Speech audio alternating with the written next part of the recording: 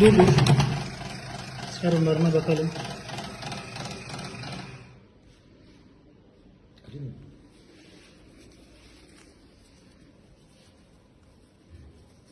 Kır hepsini.